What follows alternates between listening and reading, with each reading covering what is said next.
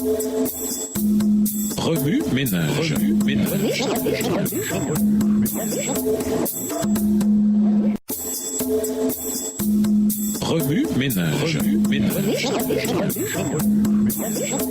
Bienvenue dans votre émission. Remue ménage. Nous voilà à la leçon de mardi. Investiguer. Lisons 1 Corinthiens 13, Colossiens 3, les versets 12 à 15 et Éphésiens 5, les versets 25 à 29.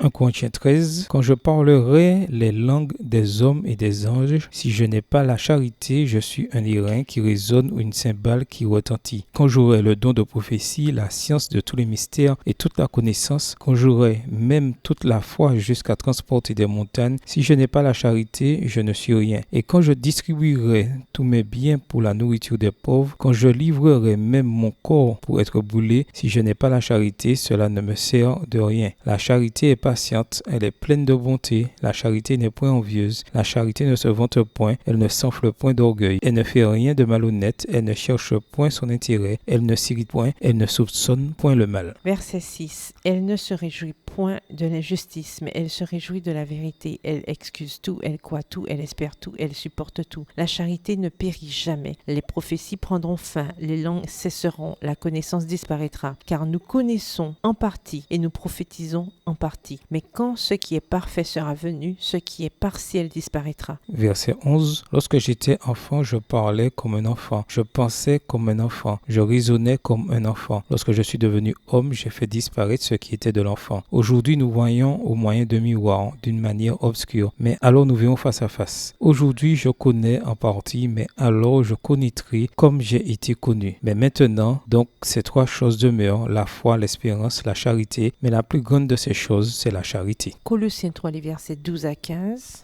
Ainsi donc, comme des élus de Dieu, saints et bien-aimés, revêtez-vous d'entrailles de miséricorde, de bonté, d'humilité, de douceur, de patience. Supportez-vous les uns les autres, et si l'un a sujet de se plaindre de l'autre, pardonnez-vous réciproquement, de même que Christ vous a pardonné. Pardonnez-vous aussi. Mais par-dessus toutes ces choses, revêtez-vous de la charité qui est le lien de la perfection, et que la paix de Christ, à laquelle vous avez été appelés pour former un seul corps, règne dans vos cœurs et soyez reconnaissants. Éphésiens 5, versets 25 à 29. Marie, aimez vos femmes comme Christ a aimé l'Église et s'est livré lui-même pour elle, afin de la sanctifier par la parole, après l'avoir purifiée par le baptême d'eau, afin de faire paraître devant lui cette Église glorieuse, sans tache ni ride, ni rien de semblable, mais sainte et irrépréhensible. C'est ainsi que les maris doivent aimer leurs femmes comme leur propre corps. Celui qui aime sa femme s'aime lui-même, car jamais personne n'a haï sa propre chair, mais il la nourrit et en prend soin comme Christ le fait pour l'Église. Remue ménage, quelle relation ces versets ont-ils avec le passage principal? Quels autres versets ou promesses vous viennent à l'esprit en rapport avec le désintéressement? Au revoir. Et à demain si Dieu veut.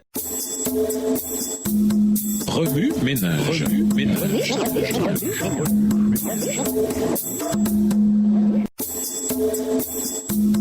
Remue ménage.